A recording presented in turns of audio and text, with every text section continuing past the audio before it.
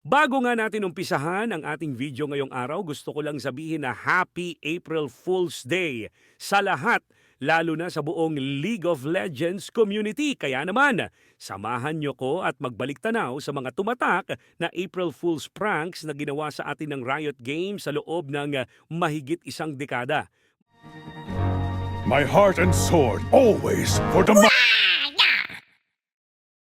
Mag-umpisa na nga tayo noong taong 2009, saktong Abril 1, ay gumawa nga ng champion announcement ang Riot Games at pinakilala ang sinasabing bagong champion na si Earth.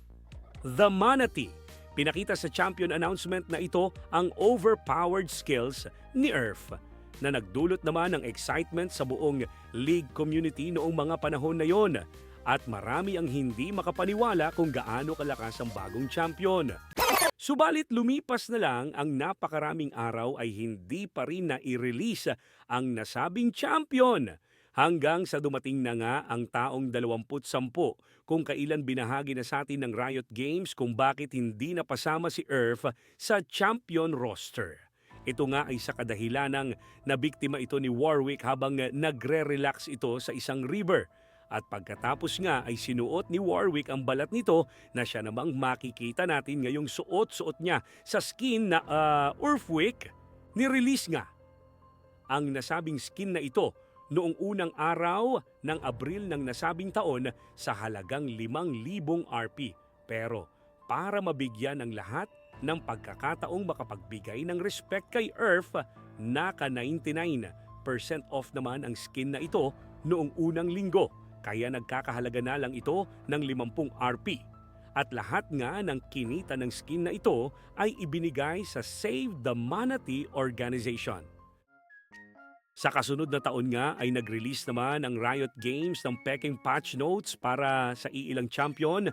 Dito ay sinabi nilang hindi na ninja si Akali, hindi na malungkot si Amumu, tumigil na sa pag-iinom si Gragas at marami pang iba. Masyadong mahaba at deserve nito ng hiwalay na video kaya kung gusto nyong gawin natin yan, comment nyo na lang sa ating comment section. Dahil pagkalipas nga ng 3 taon, noong taong 24 na taon ay nag-release ulit ng fake patch notes ang Riot Games. At syempre, nirelease na nga ang game mode na Ultra Rapid Fire. Nag-umpisa nga lang ito bilang isang joke na hindi kalaunan ay naging permanent rotating game mode na sa laro. Pero naalala nyo pa ba ang ginawa ni Riot noong nirelease ang skin ni Draven na Draven noong Abril 1, 2016? Dahil bukod nga sa mga kasabayan nitong April Fool's skin gaya ng Earth Kench, ay nilagyan din ni Riot ng malalaking ulo ni Draven ang lahat ng champions, pati na nga rin ang mga minions. Tama, kahit anong champion nga ang gamitin mo ay mapapalitan ito ng napakalaking ulo ni Draven.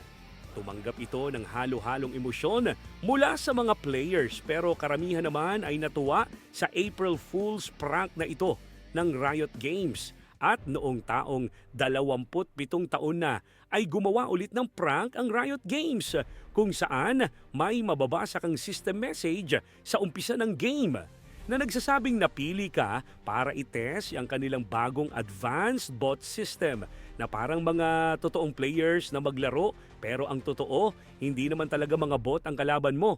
Kaya may kasama rin ang message na ito na warning message na magkaka-penalty ka pa rin kapag sinubukan mong mag-leave sa game. Sa nasabing taon nga rin ay naglabas ang Riot Games ng Peking Yasuo rework kung saan pinakita rito ang mga bagong overpowered skills ni Yasuo.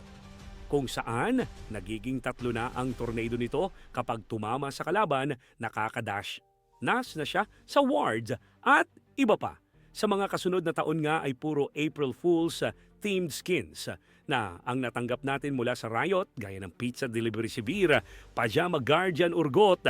At ngayong taon naman ay ikinagulat ng lahat ang skin na kung tawagin nila ay Skibidi Urgot.